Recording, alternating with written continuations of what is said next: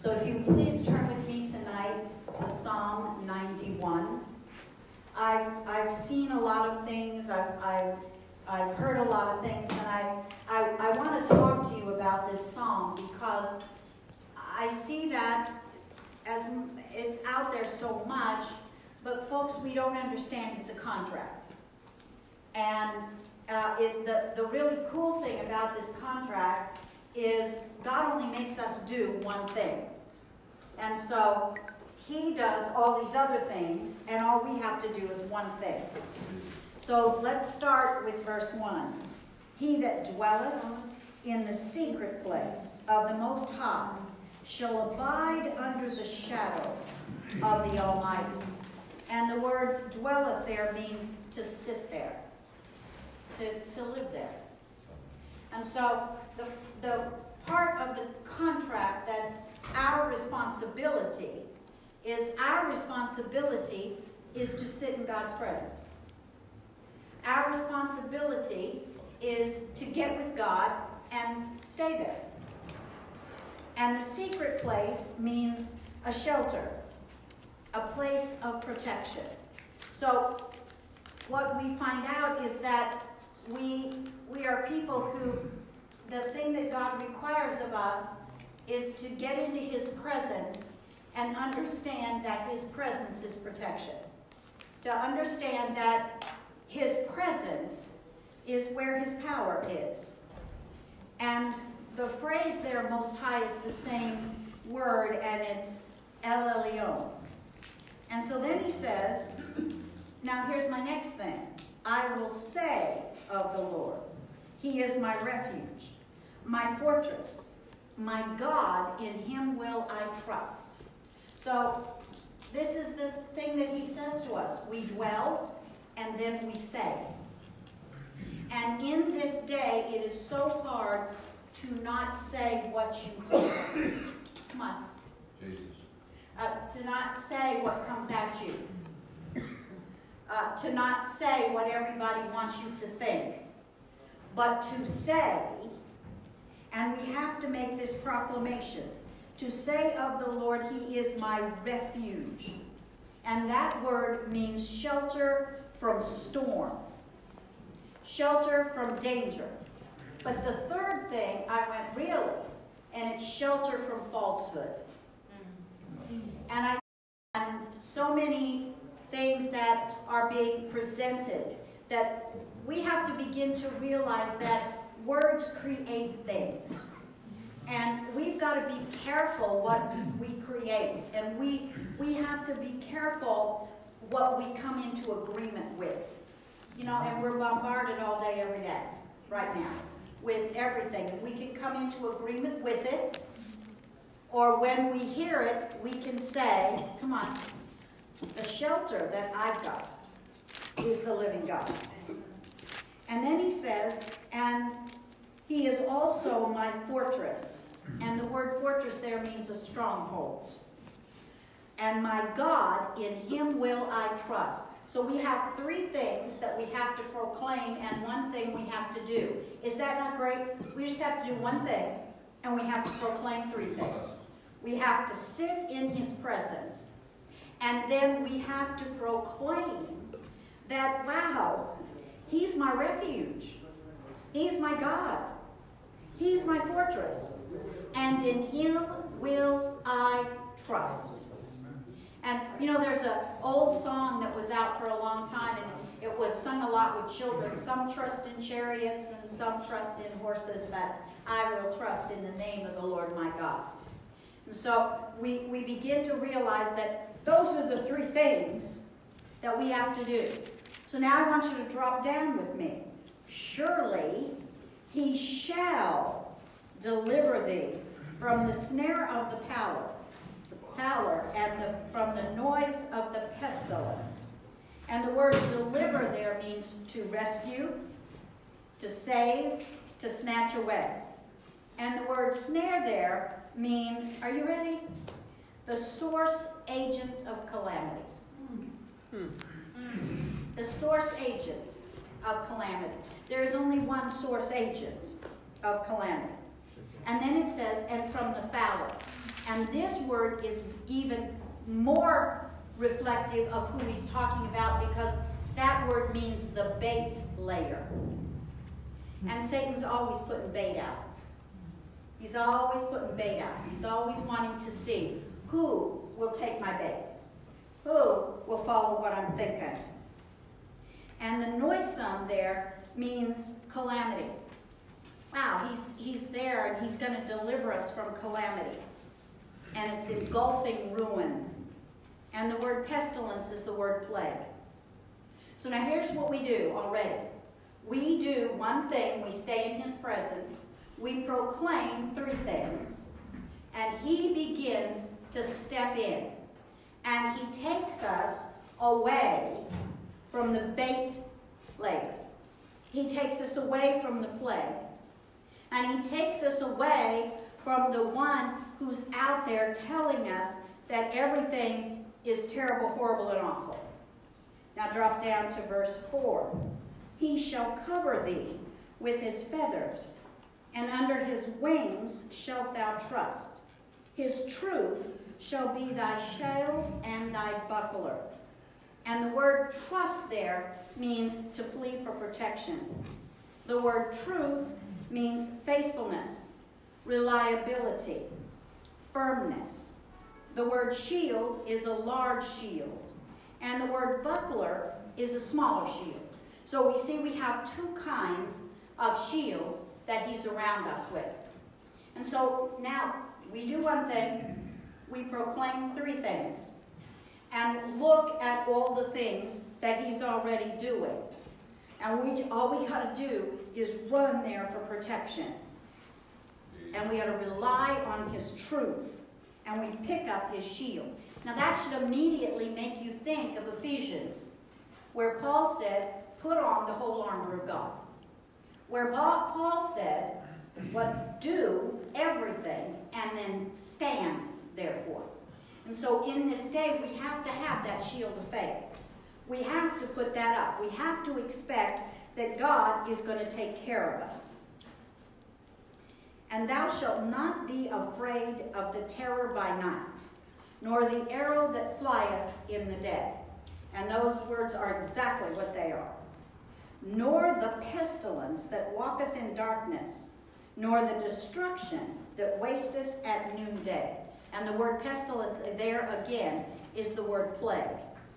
And there's one thing that I keep hearing on television is that this is a plague. It's an epidemic. It's all these things.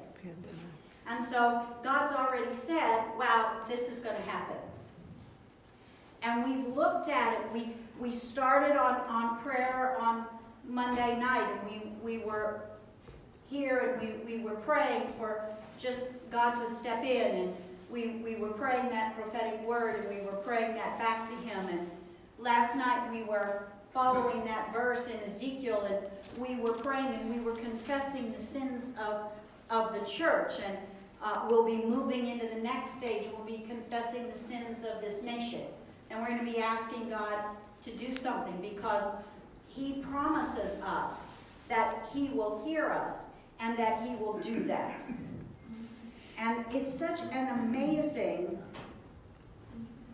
concept, because he said he covers us with his feathers. And how many of you have ever been on a farm? Lived on a farm, been around a farm? Just, oh good, there's three of us here. Okay. When a storm approaches, oh there's Mike, there's Gore. When a storm approaches, if you have a hen, and the hen has baby chicks, and she knows, she just knows inside when a storm is coming. And a hen will start making a certain sound. Now, it's very interesting because all the hens have a slightly different sound. And they begin to make this sound. And then they lift their wings. And the little chicks could be out all over, playing with the other chicks, out in wide, open spaces.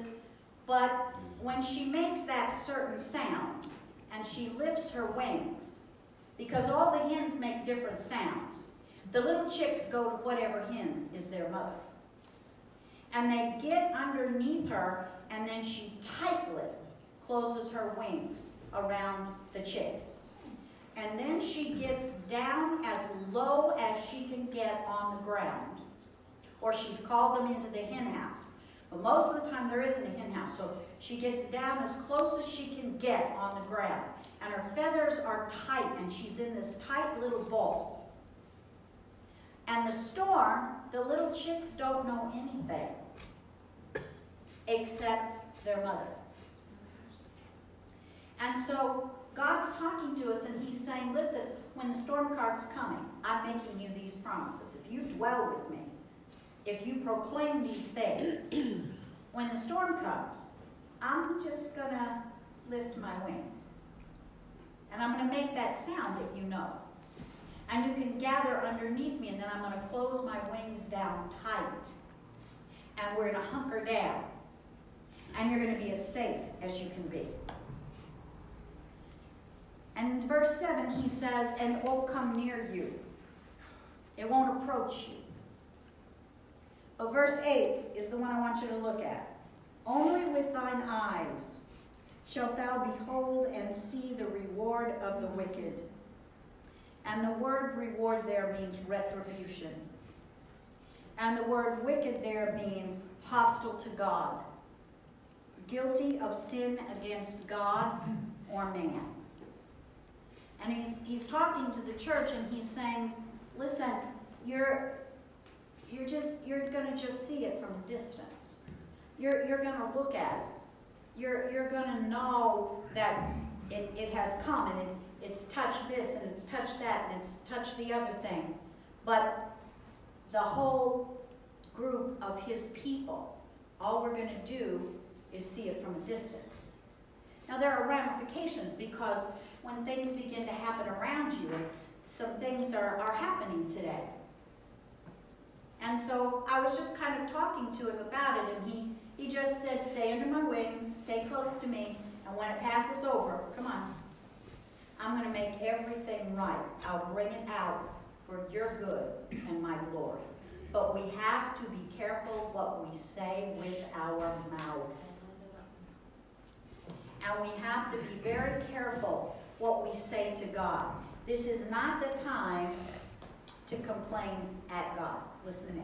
It's not the time to blame God. It's not the time to get mad at God. It's the time to say, I may not understand everything. I may not even like everything. I may have just, it's beyond my comprehension what you're doing.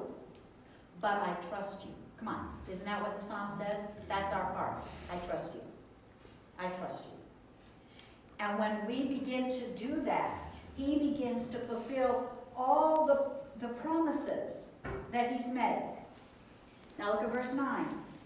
Because thou hast made the Lord, which is my refuge, even the Most High, thy habitation. Are you ready? You made him your house.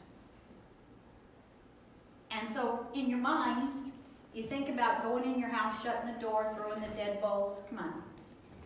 And you're inside your house.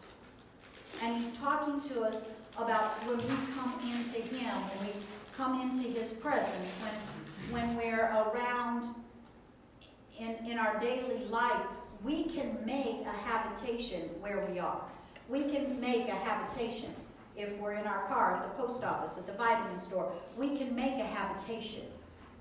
And what it requires is listen to me, folks, like never before you're going to be praying in the Spirit. You're going to be praying in the Spirit almost constantly right now. You're going to be just, when you're not praying in the Spirit, you're going to be worshiping. You're going to sing worship songs.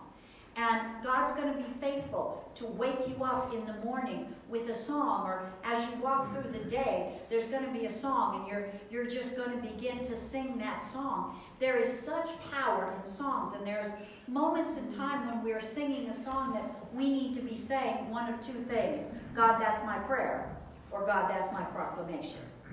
And we're not just singing words, but we're deeply involved in what we're hearing.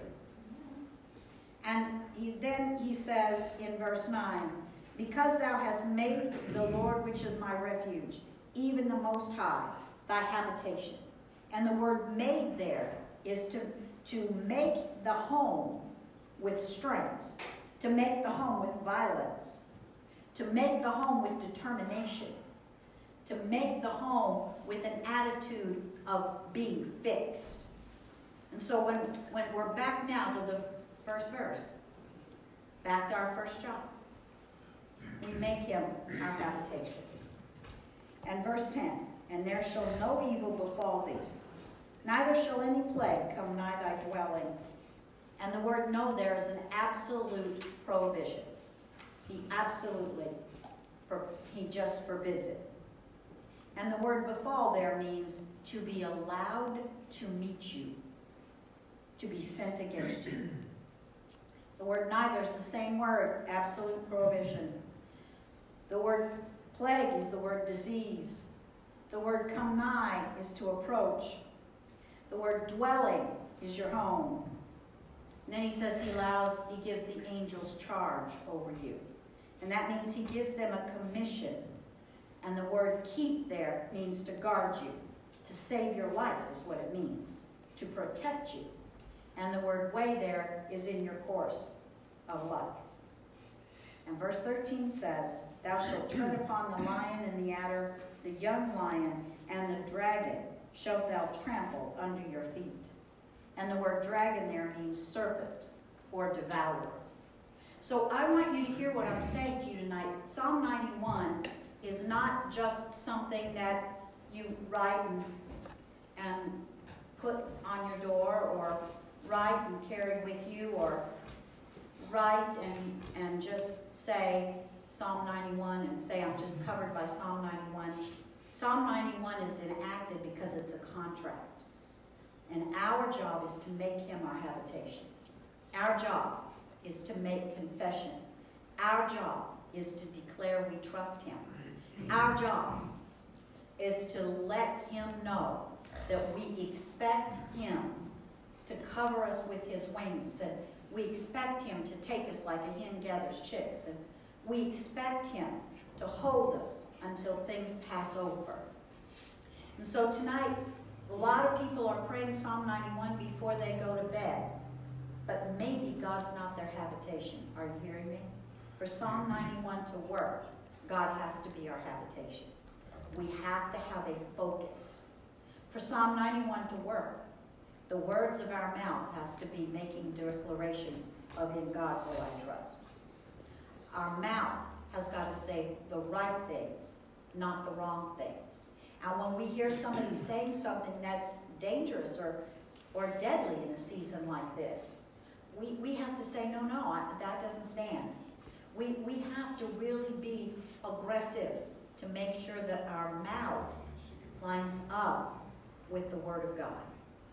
And so tonight, as we're signing off live stream or Facebook Live, wherever we are, we're going to begin to put out our prayer targets for tonight.